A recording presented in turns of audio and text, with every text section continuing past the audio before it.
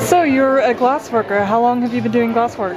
Well, we've been doing, my husband and I both do the glass sculpture, and we've been doing it for almost 5 years. Our first class was 5 years ago this summer. So we started doing it on like a regular basis, like every day, probably 5 years this December, I think it is. And you're still loving it? Is there any new projects in the work? It's incredible. Like, I've worked in a lot of mediums before, but this one has really just grabbed me. From the first class that I took, I was just so, like, I always say I talk over myself because I get too excited talking about it. Even now, 5 years later, and it's just exciting going in there every day.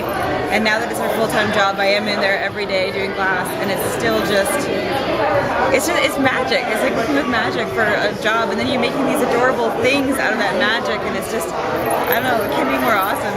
We've got lots of sort of larger scale stuff that we're going to be working on. One of the things that we're really excited about is we're going to start doing terrariums with little scenes in them with the sculptures, and then so that'll be sort of a larger end thing. And then we just started playing with electroplating as well. So we're going to be doing some sort of larger scale stuff, probably a little ways down the line once we get our show schedule out of the way. But we're talking about doing some very large scale work, integrating electroplating and glass together down the line. Very nice.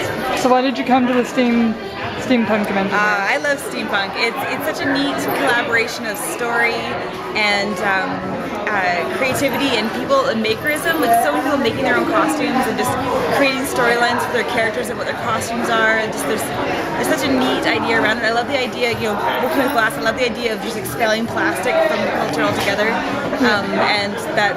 Yeah, I love the idea of all the objects being really permanent and having like a weight to them, not just physically, but like an attachment and like a the kind of thing you get something and have for the rest of your life, which is what glass can be as well. So I get excited that way. And also the organizers, Jordan and Xander, are really good friends of mine, and they put on a good show. Do you have a favorite sculpture that you always like doing, or? My husband does most of the sculptures. Okay. My favorite sculpture that I do is the Gentleman Fox, which I just started doing last week, and the Fox sculptures, which I just started doing before that. So they're brand new, so I'm really enjoying making them. Yeah. But out of all of our sculpture work, I think that I really love my husband's Terra. I can't remember they're these Terra ones that are like a landscape inside the octopus, and then they're clear coated, and they just look like these beautiful multicolored marbles, and they've got, like I say, the landscape inside, and then they're big and they're just weighty and they're just colorful, and I think they're my favorites right now. Yeah, that's awesome. Recording. Okay, well, thank you for letting me interview you, and I'm just gonna show them what you do as your glasswork Thank footage. you so much. Thanks for letting me interview you, and have a good rest of the convention. Yeah, you too. Have fun.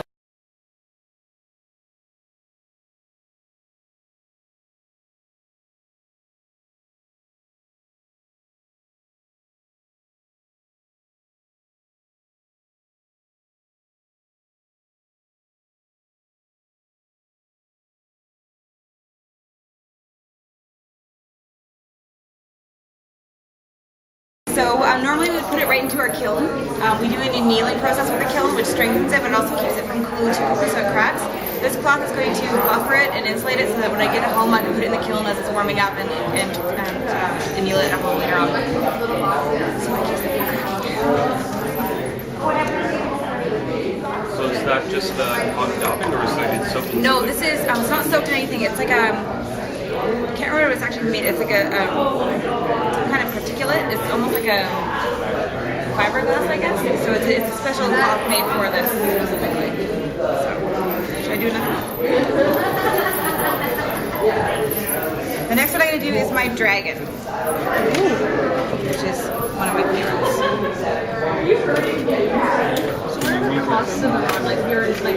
The glass itself, it varies. There's some colors like pinks and whatnot are much more expensive than other colors. These colors here are fairly inexpensive ones. They sell for the quarter pound. So it goes from like $3 a quarter pound all the way up to $20 a quarter pound. So that just sort of depends on how fancy you're getting with your color. Yeah, well then it's a pound, so a pound will have like that much in it, or a quarter pound will have maybe 4 or 6 rods on it. So when you get into the, like if you're doing small scale stuff, it's a really good value value for your material, but when you get the sculptures, you're using like 3 or 4 months to do sculptures, so it's getting more expensive than that, especially if you're using fancy colors, like we tend to do.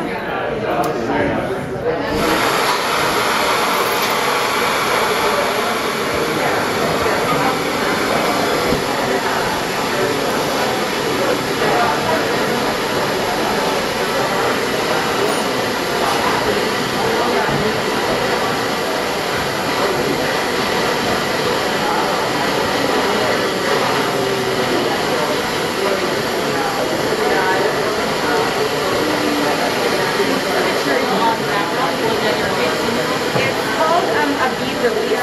It's basically like a water soluble, almost like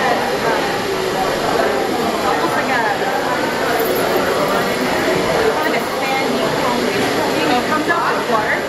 So when they come out of the kiln, they go through a bucket of water and they just get that for them to squeeze off of it. So out of all the processes, this stuff, this coating is probably one of the most toxic substances that we work with. It's in its powder form. We buy it in the liquid art mix form, but in its powder form, it's incredibly toxic to your lungs. Which is why we buy it in the form.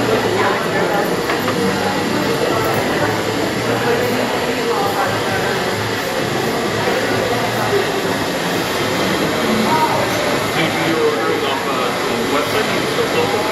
For the glass, the glass comes from a manufacturer, I believe the manufacturer is in the United States. We order most of our glass from a company called Brands Art Glass.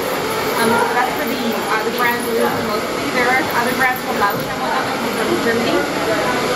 And there are some Japanese brands as well. The brands that we use the most come from the United States. There are a lot of people locally who resell it as well, but it's super common. Oh, I see.